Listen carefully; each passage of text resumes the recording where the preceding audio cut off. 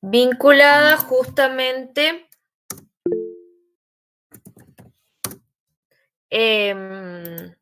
al origen de estos materiales, ¿sí? Y a la par de estos, de este, em, vamos digamos, va a haber una búsqueda por los materiales, ¿sí? Ya sea estatuas, objetos que realmente tengan un interés estético, ¿sí?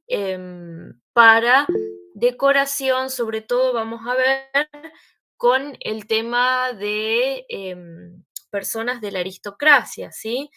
Eh, Aquí en el libro les va a tomar como una de las primeras excavaciones, digamos, más controlada o de carácter como más sistemático, la de Jefferson, quien ya busca, digamos, darle un entendimiento a, digamos, el trabajo de campo que estaba haciendo. En este caso, él había excavado túmulos, ¿sí? Y Troya, por ejemplo, tenían su correlato material, ¿sí? Em, digamos, no era mítico, sino que estas antiguas sociedades podían encontrarse materialmente. Perdón. Bien, y ahí vamos a pasar a donde nos quedamos la clase pasada, en el periodo de clasificación y consolidación. ¿Anotaron algo en la clase pasada sobre este periodo?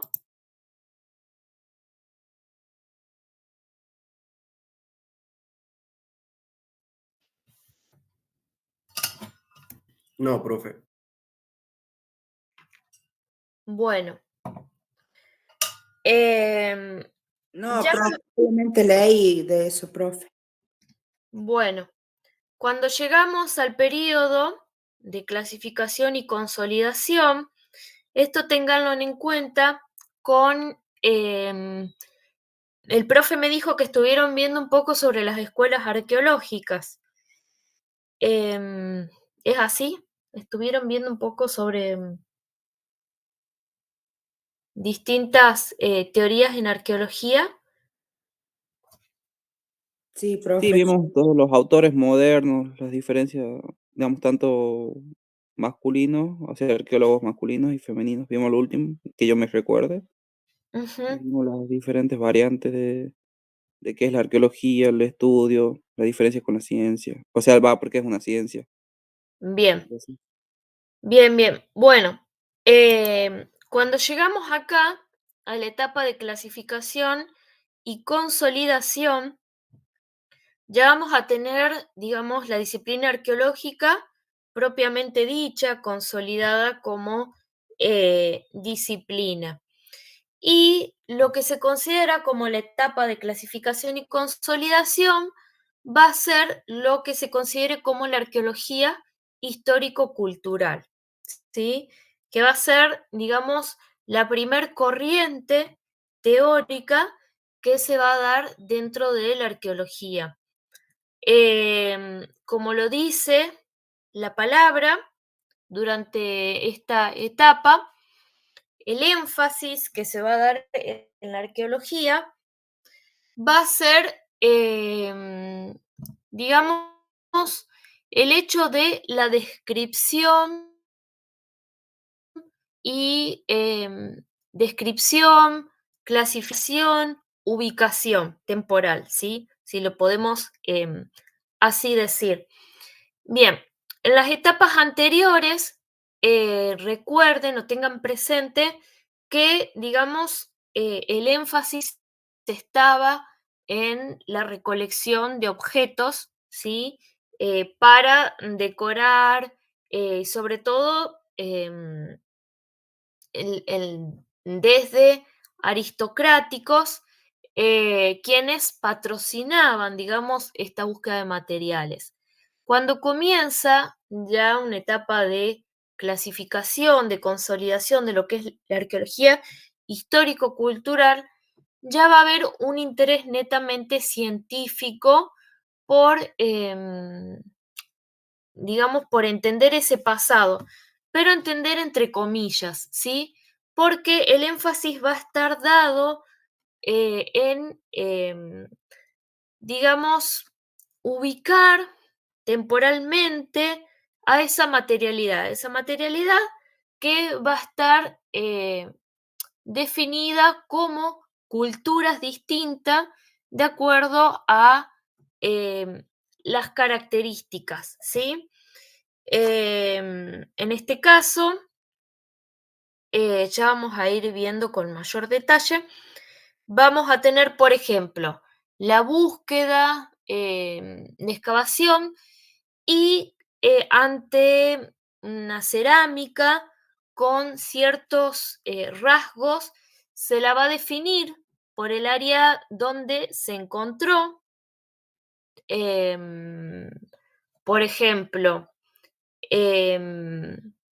ciénaga, cultura, la ciénaga encontrada en un sitio denominado ciénaga y que va a tener ciertas características, ¿sí? Una cierta decoración, una cierta forma y eso va a ser definido como una cultura. Em, Cerca podemos encontrar otro tipo de cerámica con otras características, como otro tipo de decoración, otra forma, y va a ser definido como otra cultura, ¿sí? Entonces, durante este periodo, digamos, el énfasis va a estar dado en describir exhaustivamente esos materiales y generar una serie de clasificación, ¿sí? Del mismo modo que habíamos visto em, con el caso de Thomson, ¿sí? ¿Se acuerdan que él había definido lo que era un periodo de la edad de piedra, de bronce y de hierro, ¿sí? Como una sucesión, em, digamos, temporal, pero, digamos, no con una temporalidad exacta, sino aproximada. Bueno, en este caso vamos a tener en la arqueología la construcción de... Ahí tengo algo, a ver, para mostrarles mejor. Espérenme un segundito. Puede ser aquí. Creo que aquí tengo.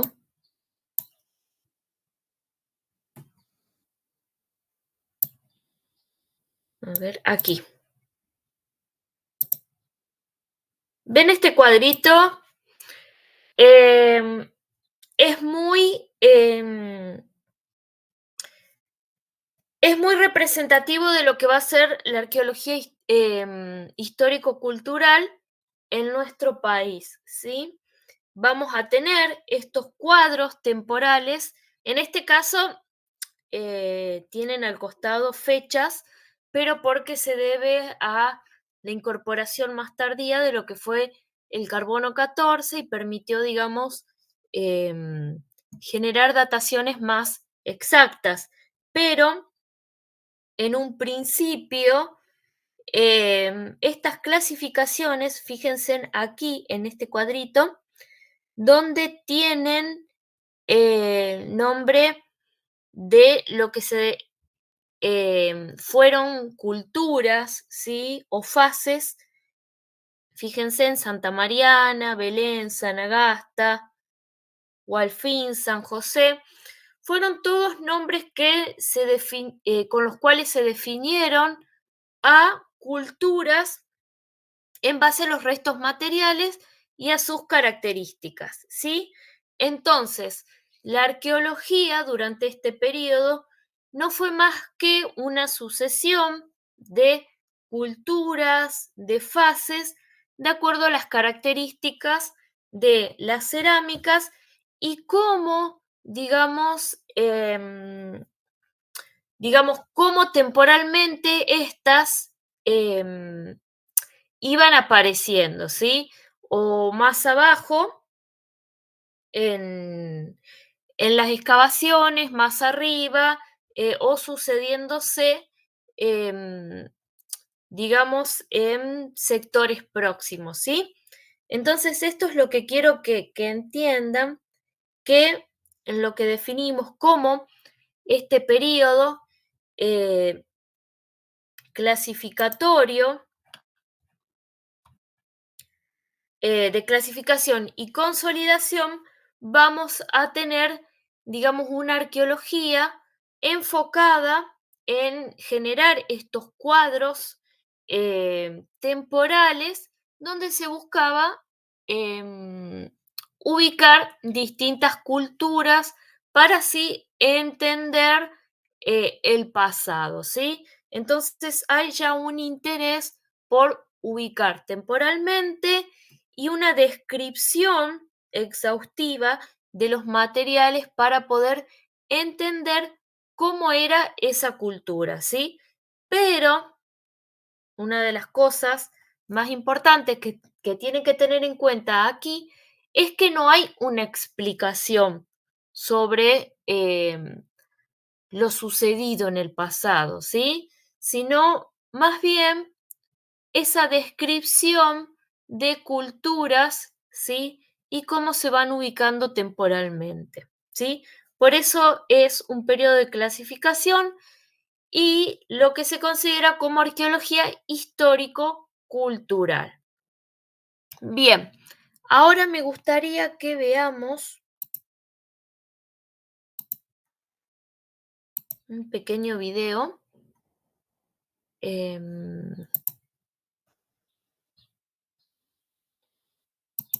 Espérenme un segundito.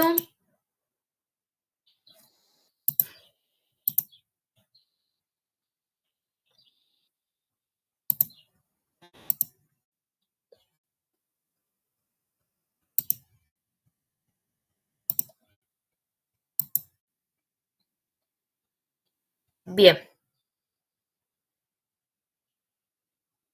Vamos a ver este video.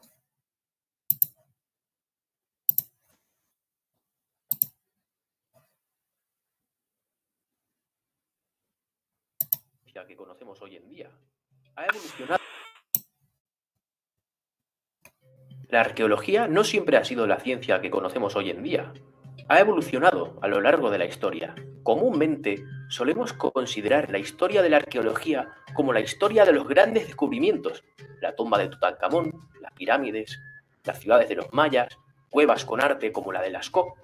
Pero es mucho más que esto, siendo cómo hemos podido construir y ampliar la historia como ciencia a partir de esos materiales.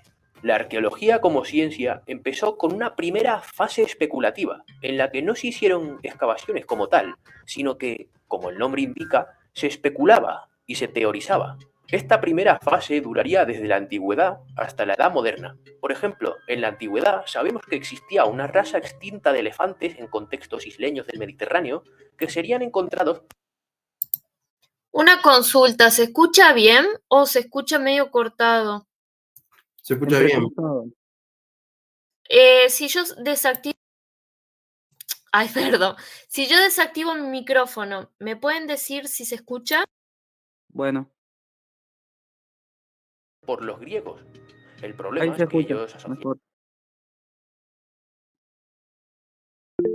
¿Se escucha mejor? Ahí sí. Bien, bien, bien, bien.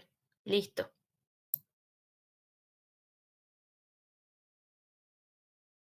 ¿Cómo hemos podido construir y ampliar la historia como ciencia a partir de esos materiales? La arqueología como ciencia empezó con una primera fase especulativa, en la que no se hicieron excavaciones como tal, sino que, como el nombre indica, se especulaba y se teorizaba. Esta primera fase duraría desde la antigüedad hasta la edad moderna. Por ejemplo, en la antigüedad sabemos que existía una raza extinta de elefantes en contextos isleños del Mediterráneo que serían encontrados por los griegos. El problema es que ellos asociaron estos restos óseos con el mito de los cíclopes. Además, los romanos van a interesarse por reliquias de civilizaciones anteriores, coleccionando monedas, por ejemplo, sobre todo de origen griego. Lo que nos podría parecer un poco extraño, los romanos ya consideraban a los griegos como una sociedad antigua. Luego, en la Edad Media, van a reutilizar restos de estructuras greco-romanas en la construcción de sus propios edificios. El Renacimiento va a ser el punto de inflexión para acabar con esa fase especulativa. Lo que vamos a tener en Europa es ese famoso resurgimiento del saber en torno al 480. Ahora van a mirar a la antigüedad con admiración. Muchos van a crear gabinetes de curiosidades, llenos de artefactos antiguos tirados por ahí de una forma desordenada. Lo que podemos encontrar, por ejemplo, en la Galería de los Uffizi, en Florencia. Ahora van a comenzar a hacer diferentes protoexcavaciones que van a tener motivaciones más allá de la de encontrar tesoros o piezas artísticas. El artista Brunelleschi, por ejemplo, va a intentar desenterrar monumentos antiguos para conocer mejor la arquitectura del pasado, como la Domus Aurea en Roma. Ya en el siglo XV podemos identificar a algunos de los padres de la arqueología, personajes que empiezan a describir los materiales que encuentran. Uno de estos personajes es Flavio Biondo, que va a sacar su cuadernillo y ponerse a describir y retratar los edificios antiguos que quedan de pie. Más tarde, en el siglo XVI, algunos también se van a interesar por monumentos no solo antiguos, sino prehistóricos, como Stonehenge. Esos gabinetes de curiosidades de los que hablamos antes van a llevar a las colecciones reales, como la que empieza a formar Felipe II en el Real Alcázar de Madrid. En el siglo XVIII, todo esto va a cambiar, con las primeras excavaciones. Thomas Jefferson va a ser quien, en 1784, va a realizar la primera excavación científica, cavando una sección que va a atravesar un túmulo indio en Luisiana, que todos pensaban que había sido construido por una raza mítica prehumana, con Jefferson demostrando totalmente lo contrario cuando se descubrieron huesos humanos en las capas inferiores.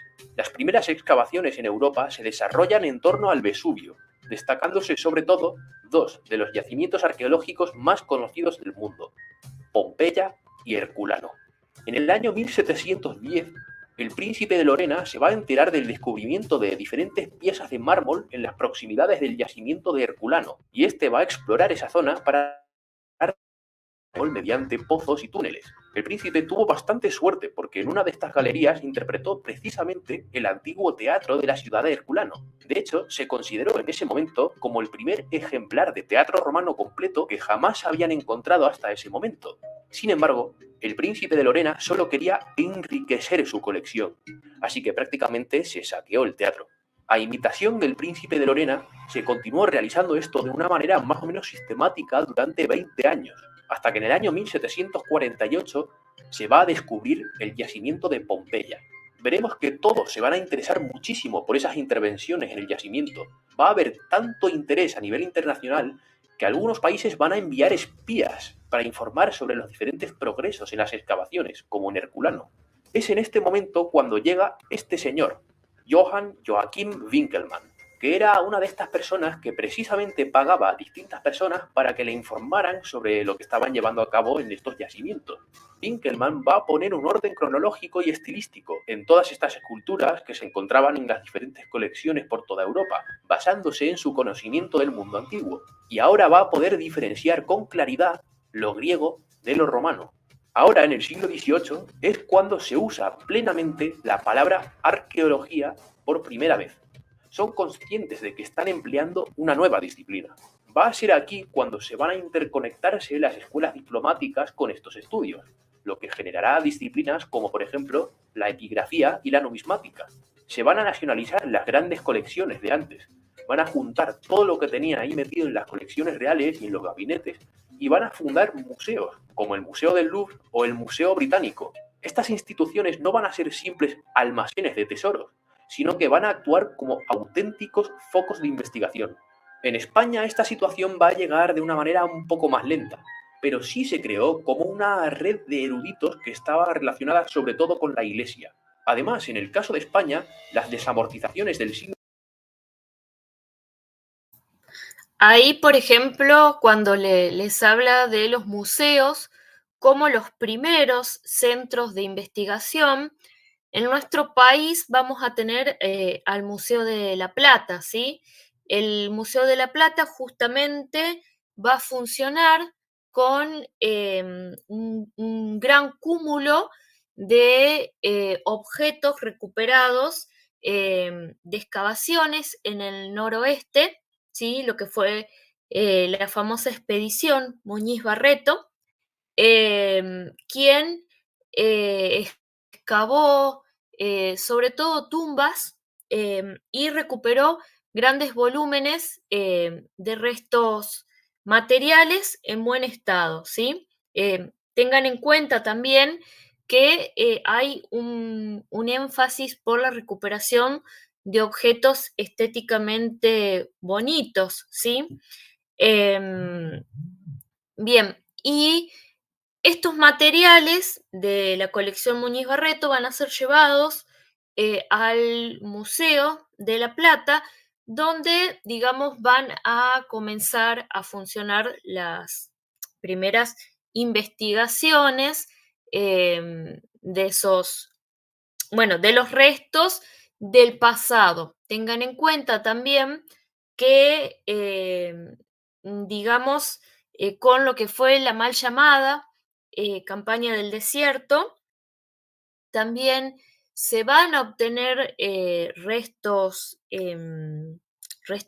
humanos, ¿sí? Sobre todo en esta cuestión de que la arqueología, también con la antropología biológica, estaban, o antropología física, estaban bastante emparentadas. Entonces, por ejemplo, el perito Moreno va a participar de esta campaña y va a obtener, por ejemplo, cráneos y los va a llevar al Museo de la Plata, ¿sí? Entonces, no solamente van a estar expuestos restos materiales y restos humanos, sino que también allí van a estudiarse, ¿sí? Con esta idea de recuperar el pasado de nuestro país y también de, digamos, estudiar a estas poblaciones que estaban desapareciendo, entre comillas, ¿sí? Entre paréntesis, también en el Museo de la Plata, así como vamos a tener restos materiales de las culturas, restos humanos, van a estar viviendo, van a estar viviendo personas de las comunidades indígenas que habían sido trasladadas desde la campaña del desierto y que tengan presente cómo van a estar equiparadas al mismo nivel que los restos materiales, ¿sí? Bueno, no sé si conocían de esta historia, pero hubo, por ejemplo, lo que fue el cacique Inacayal y su familia viviendo en el Museo de la Plata, donde, bueno, en un momento, digamos, todos tuvieron como muertes bastante seguidas, ¿sí? Lo que fue ¿cómo es que se diría? Fue como un escándalo para la época, porque, bueno, fueron muertes dudosas y posteriormente a eso pasaron, digamos, a ser parte del registro o de la colección del museo, ¿sí? Hoy en día está totalmente prohibido la exposición de restos humanos en los museos, ¿sí? Digamos, existen réplicas o bien, en el caso de que no han sido reclamados, los mismos se encuentran en depósitos, ¿sí? Pero hay una legislación sobre la cual está totalmente prohibido, ¿sí? Pero como para que vean cómo los museos funcionaban en sus inicios como estos centros que recuperaban bienes materiales que representaban el pasado de estas naciones en emergencia y que también permitían el estudio de ese pasado, ¿sí? Y el estudio de las poblaciones que se estaban considerando como en extinción, ¿sí? Bien. Seguimos. Siglo XIX, de las que hablé en otro vídeo que podéis ver aquí, van a ayudar muchísimo en el descubrimiento de restos arqueológicos que habían estado escondidos en monasterios durante siglos. El siglo XX se inició con desarrollos radicales en el campo. La publicación en 1904 de Methods and Aims in Archaeology del egiptólogo Flinders Petrie desarrolló un método sistemático para la excavación, y hallazgos enormes como el descubrimiento en 1922 de la tumba de Tutankamón por Howard Carter en el Valle de los Reyes, en Egipto, ayudaron a popularizar la arqueología por todo el mundo. A partir de entonces, la arqueología ya era, por fin, una auténtica disciplina académica.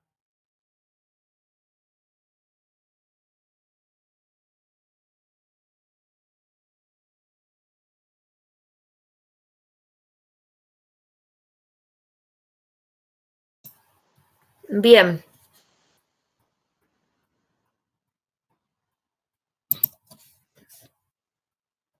Bien, entonces, como pueden ver, digamos, este recorrido que tuvo la arqueología hasta que se considere como una verdadera disciplina científica en el siglo XIX y con la emergencia de la escuela histórico-cultural, ¿sí?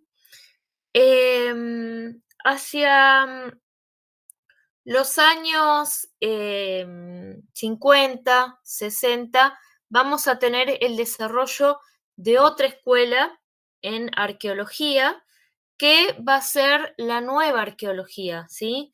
La nueva arqueología va a tener... Bien. La nueva arqueología va a tener como exponente principal a Lewis Binford, ¿sí? Sobre el cual veremos enseguida. Y digamos, el énfasis, ¿se acuerdan que les comenté que con la escuela histórico-cultural las palabras primordiales van a ser descripción, ubicación temporal o, por ejemplo, generar cuadros cronológicos con lo que es la nueva arqueología, ¿sí?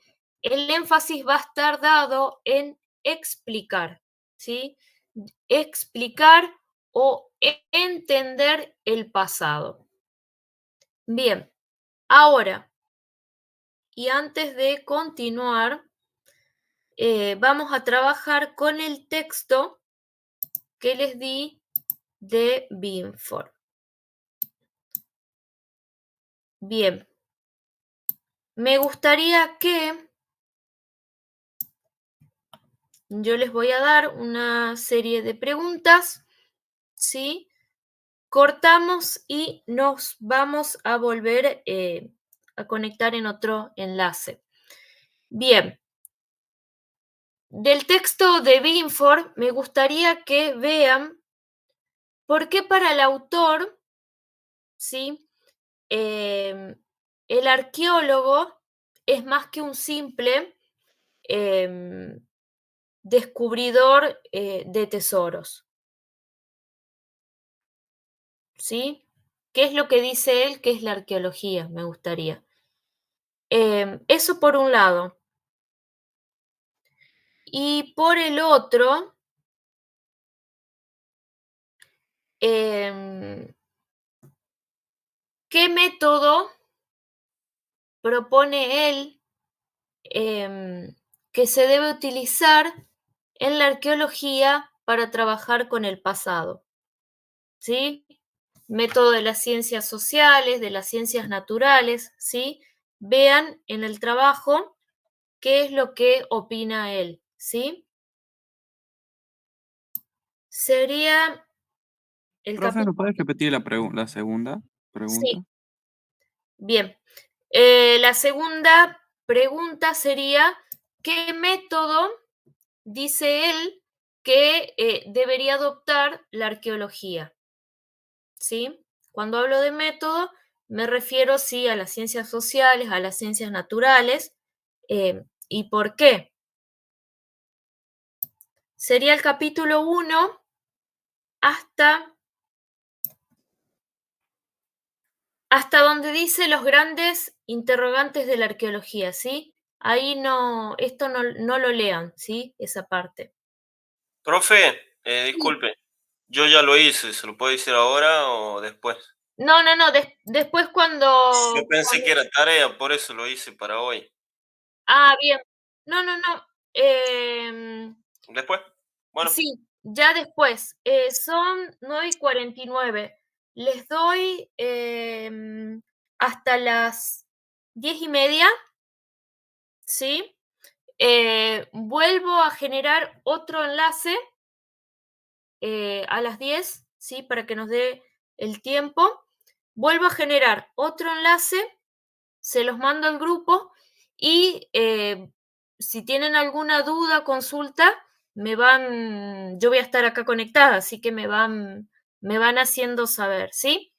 Entonces, hagan ese trabajo y a las 10:30 vamos a hacer una exposición grupal, ¿sí? Ok. Bien, Bueno, profe, bien. listo.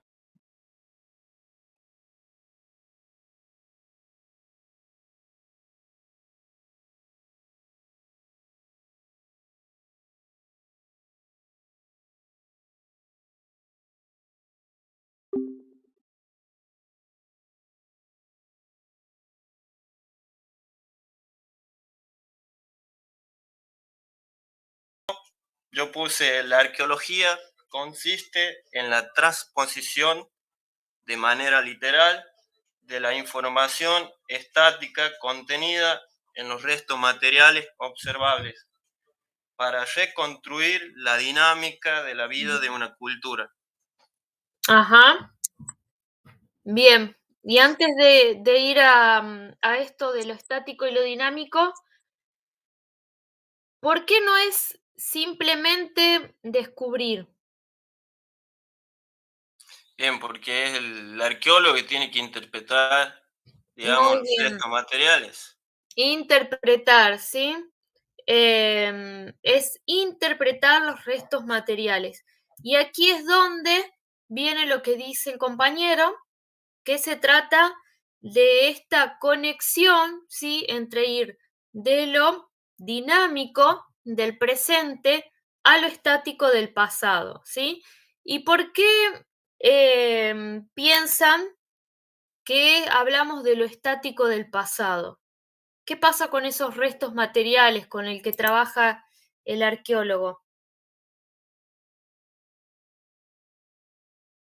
A ver, acá dice Oscar, el registro arqueológico está en el presente, se compone de materiales, ¿sí? Esto tiene que ver con, ¿qué les dice el autor? ¿Cómo trabaja el historiador? ¿Cómo trabaja el arqueólogo? ¿Con qué trabaja el historiador? A diferencia del arqueólogo, el historiador solo trabaja con documentos Ajá, muy bien. con fuentes escritas, mientras que el arqueólogo trabaja con restos materiales.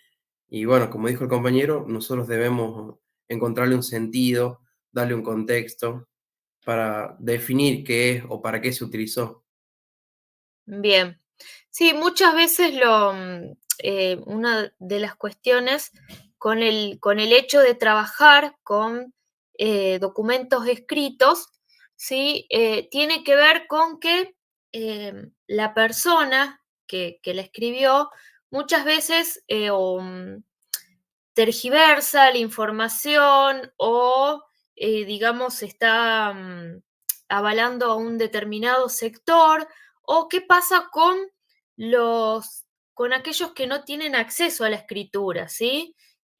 Ustedes piénsenlo en su futuro, como si trabajan con documentos históricos, muchas veces eran pocas las personas que podían acceder a la escritura y a contar una versión de la realidad, ¿sí? Entonces, en este caso, justamente la arqueología tiene como una cierta forma de trabajar con la cultura material que en este caso, y a diferencia de la historia, puede recuperar restos de aquellos quienes no tenían acceso a la escritura, ¿sí? Y también para respaldar algunos escritos, ¿sí? Y de esta forma ver si lo que se dice dentro de esto es verdad o no, ¿sí? Hoy en día y en cuanto a la historia, sabemos que hay que tener una perspectiva crítica cuando nos acercamos a los documentos, ¿sí? Y lograr juntar la mayor cantidad de material para poner en cuestionamiento esas voces, ¿sí? Y este sentido de no interpretar, digamos, el documento tal cual está allí, ¿sí? Bueno, en este caso, como opina Binford, la arqueología estaría como una forma de respaldar a la historia, en el caso de recuperar información que permita o no dar cuenta si lo que se dice allí es verdad, y también para recuperar la voz de quienes no tienen, digamos, el acceso a la escritura. Ahora, eso es con respecto a los vínculos con la historia, pero el arqueólogo, ¿sí? Como decía el compañero, no descubre el pasado. ¿Por qué? Porque el pasado, el registro arqueológico, está con nosotros en el presente, ¿sí? Ya vamos a ver al final un pequeño videíto sobre lo que es el registro arqueológico y sobre lo cual vamos a trabajar la clase que viene también. Bien, ahora, cuando hablamos de registro arqueológico, nos estamos refiriendo justamente a todos los elementos materiales que encontramos. ¿Dónde los encontramos? En el presente, ¿sí? No estamos trabajando con algo, o sea, si bien interpretamos algo que ya pasó, esa materialidad está con nosotros, ¿sí? Por eso no descubrimos el pasado, no basta con encontrar una ruina, encontrar una materialidad, digamos, que esté al 100%, ¿cómo explicarles? Intacta, ¿sí? Sino que lo que importa es la interpretación que se le va a dar a la misma. Y fíjense que ahí el autor les dice que ser un buen arqueólogo es, digamos, mediar entre lo teórico y lo práctico, ¿sí? Entre los modos que tenemos de abordar ese pasado, la teoría, las preguntas que nos hacemos y la práctica, ¿sí? Es decir, la metodología que empleamos, ¿sí? Y esto tiene que ir digamos, en conjunto, porque a medida que vamos preguntándonos cosas sobre lo cual queremos investigar, va desarrollándose la metodología a la par, ¿sí? Entonces, por ejemplo, ¿cómo podríamos desarrollar métodos más efectivos para una cronología, sea carbono 14, sea termoluminiscencia, que ya vamos a ver, si no nos hacemos preguntas sobre la cronología de ese pasado, ¿sí? ¿Cómo no vamos a desarrollar estudios que se enfoquen en el análisis de restos vegetales para ver, por ejemplo, qué se comía, el tratamiento, ¿sí? Si están cocinados, qué se cultivaba, si no nos hacemos preguntas sobre el consumo de alimentos, ¿sí? Entonces tiene que haber una interrelación conjunta entre lo que es la teoría, las preguntas que nos hacemos y el modo de acceder a ese pasado con la parte práctica, ¿sí? Cómo excavamos, qué metodología utilizamos, ¿sí? Ustedes recuerden que cuando excavamos, es un proceso que se hace una sola vez, ¿sí?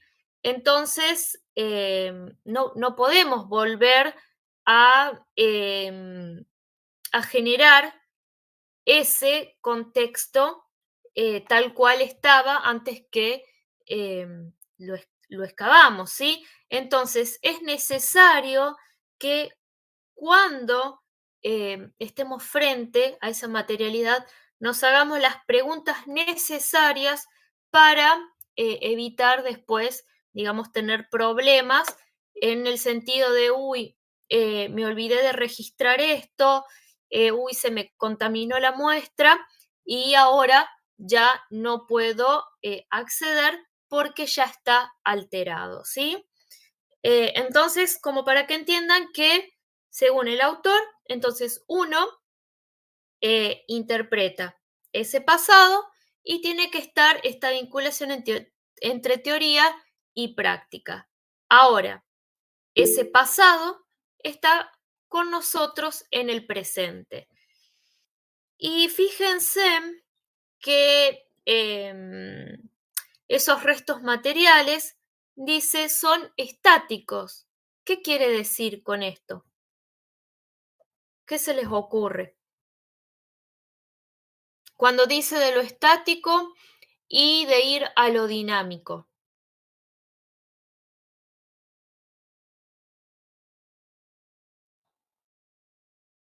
¿Qué les parece? ¿Qué es algo estático?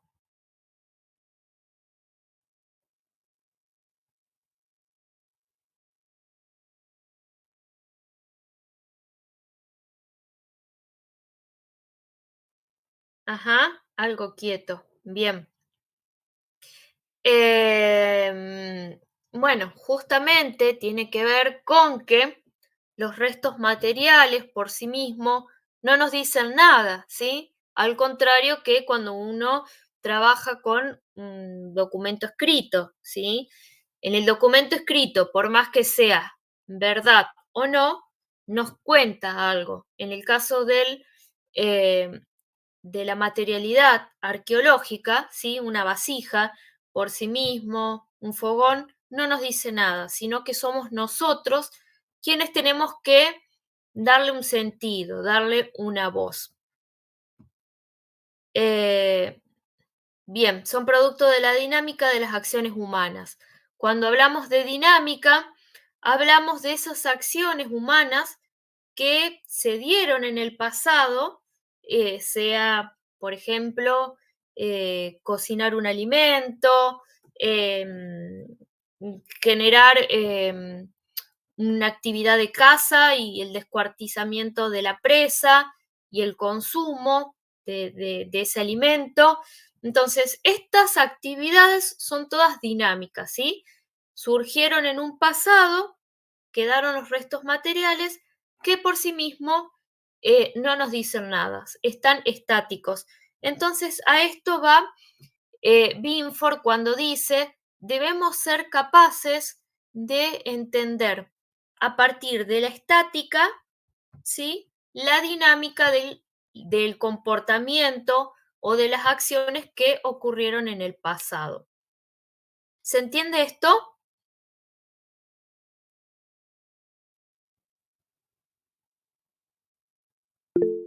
Sí, profe. Bien.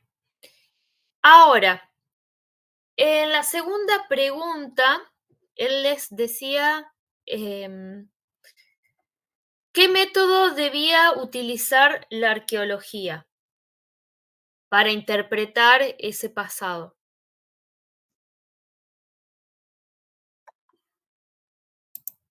El de las ciencias naturales. Bien. ¿Y por qué piensan que debe adecuarse al método de las ciencias naturales? La observación, ¿qué más? ¿Cómo trabajan las ciencias naturales?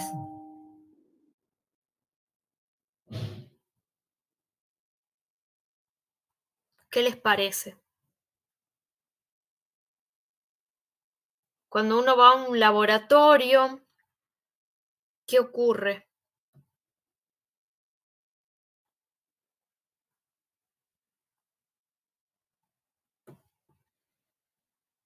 Que esto lo habrán visto en el secundario, ¿sí? ¿Cómo trabajan las ciencias naturales? Experimentación. Bien. Las ciencias naturales justamente trabajan con el método científico, ¿sí? Con la experimentación. Y lo que nos dice Binford es justamente que al igual que pasa con los físicos, los químicos, los biólogos, ¿sí? Digamos, los objetos o el objetivo que ellos tienen, digamos, tampoco les dicen nada por sí solos, ¿sí? Entonces es uno quien tiene que, a partir de la experimentación, del muestreo, va generando ese acceso, esa información a lo que quiere, digamos, investigar, ¿sí? Entonces, para Binford, la arqueología tendría que utilizar el método de las ciencias naturales, ¿sí? Ahora, tengan en cuenta que las ciencias naturales siempre lo que buscan es generar leyes naturales, ¿sí? En este caso, y con la nueva arqueología, lo que se buscó es generar leyes generales del comportamiento, ¿sí? Del comportamiento humano. Vamos a ver, y ya para la próxima clase, que hacia los años 80 se va a dar la caída de este paradigma, ¿sí? de esta teoría, de esta forma de concebir a la arqueología, y se va a dar paso a la arqueología postprocesual, ¿sí? La arqueología postprocesual tiene un gran énfasis en no ir hacia la construcción de leyes generales, ¿sí? Ustedes piensen que es imposible generar una ley general del comportamiento, ¿sí? Cuando todos nosotros, por estar socializados en distintas sociedades, distintas culturas, tenemos distintos modos de comportarnos, ¿sí? Pero en este caso, con la nueva arqueología, lo que se buscaba era justamente generar un mayor control de la experimentación, de la observación, para poder entender lo más preciso el comportamiento humano, ¿sí? Y ahí el autor les va a hablar que para ello se utilizaron distintas herramientas, ¿sí? ¿Cómo entender esa dinámica del comportamiento a partir de los restos materiales? Bueno, generando experimentación, ¿sí? Del mismo modo que en el laboratorio, generando procesos de experimentación con lo que se denominó como arqueología experimental. Y ustedes, por ejemplo, ¿qué les parece, y de acuerdo a lo que leyeron, que son instancias de la arqueología experimental. ¿Qué podría ser?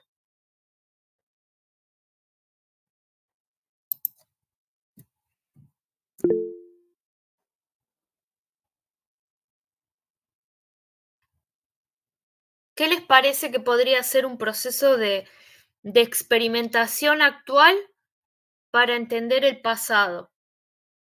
¿Qué haría un arqueólogo?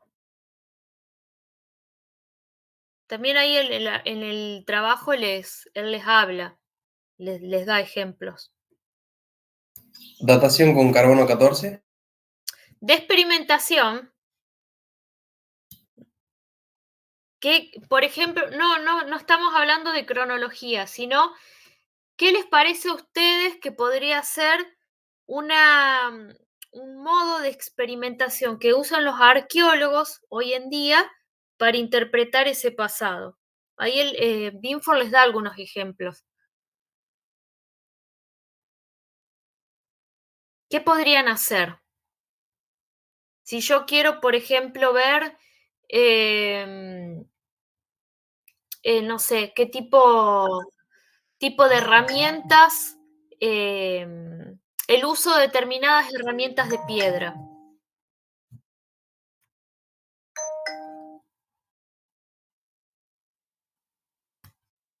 ¿Qué haría?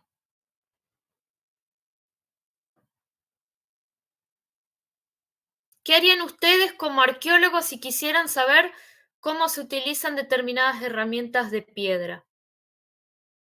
Experimento, profe. Ajá, experimentarían y Tratamos cómo. de hacer lo mismo que hicieron ellos en el pasado, a ver si sale. Bien. Fabricarían herramientas. Fabricar herramientas con las piedras, por ejemplo, estuve viendo en Netflix que ellos Ajá. hacían como hacían las flechas con las piedras. Bien. Fabricar herramientas, ¿qué más? Claro.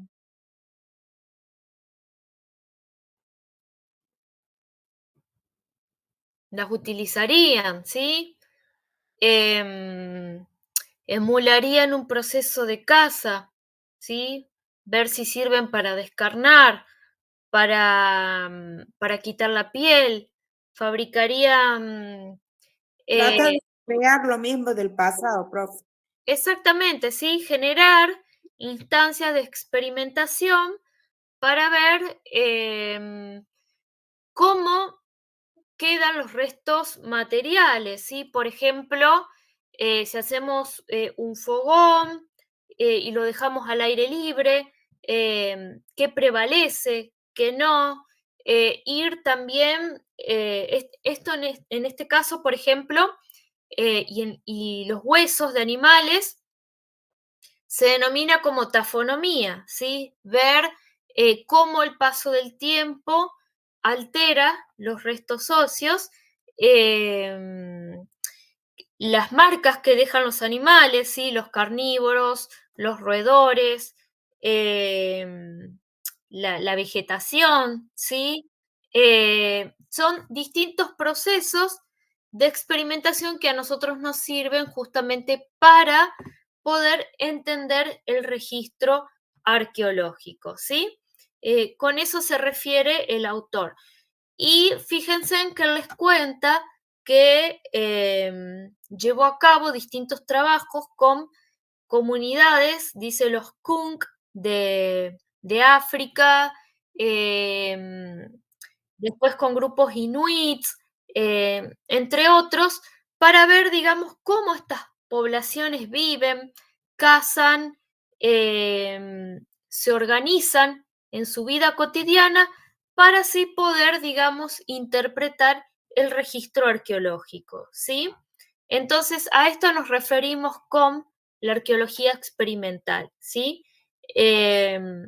Porque a partir de estos trabajos de recreación, uno va a tener, digamos, una mayor visión de lo que podría haber estado ocurriendo en el pasado, pero siempre y cuando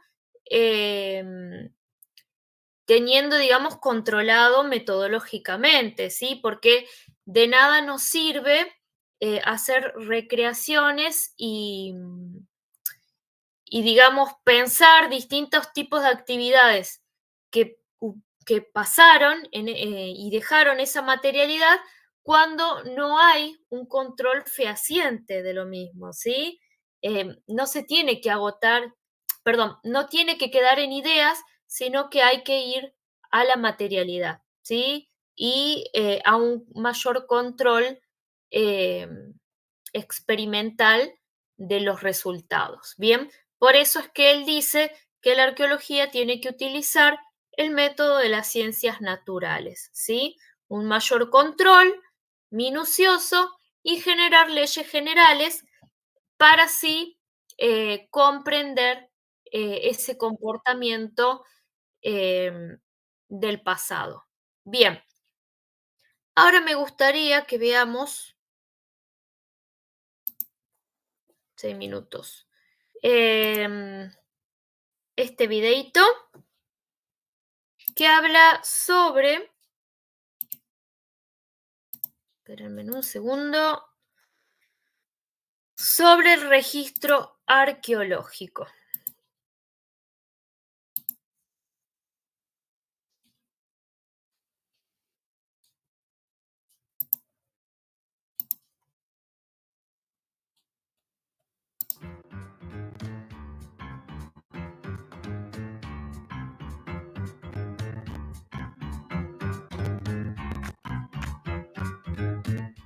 La arqueología estudia el pasado de los seres humanos a partir de lo que llama el registro arqueológico. Este está compuesto por tres cosas que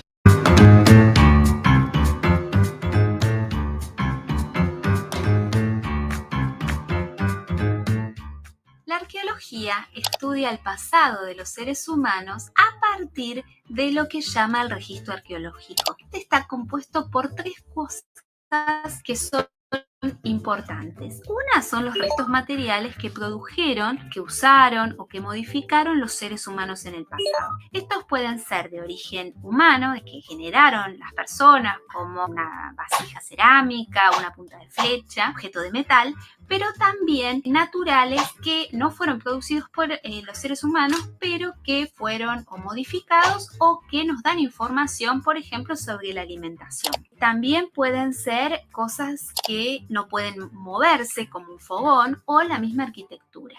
Estos restos materiales están en un contexto, que es la segunda parte, elemento que forma parte del registro arqueológico. Ese contexto son todas las relaciones espaciales que podemos establecer entre este objeto y otros restos materiales con los que se relacionaba. Es decir, no es lo mismo encontrar una punta de flecha en un taller con otras puntas de flecha, con otros objetos que, por ejemplo, martillos o distintas herramientas que nos indican que ahí fue producida esa punta, que una punta de flecha que esté vinculada, por ejemplo, a un entierro, como una ofrenda funeraria. Entonces, esa información, que le decimos información contextual, forma parte del registro arqueológico.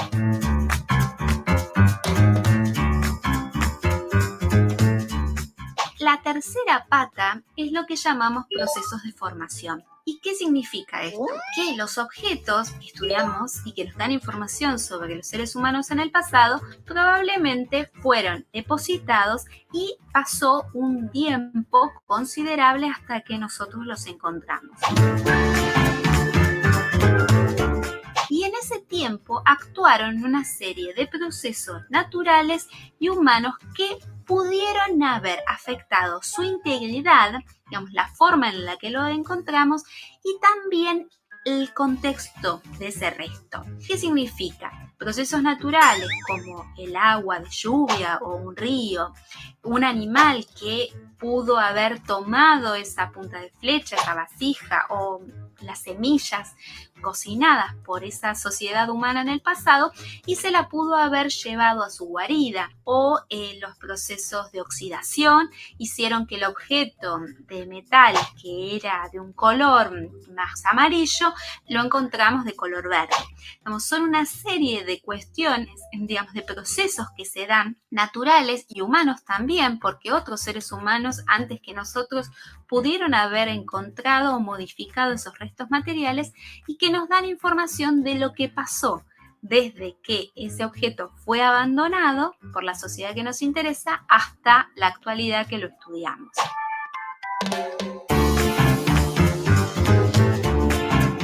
Entonces, recapitulando, la arqueología se interesa por estudiar el registro arqueológico que tiene estos tres elementos: los restos materiales, el contexto y los procesos de formación. Y la vinculación de esas tres cosas son los que nos permiten conocer acerca del pasado de las sociedades humanas.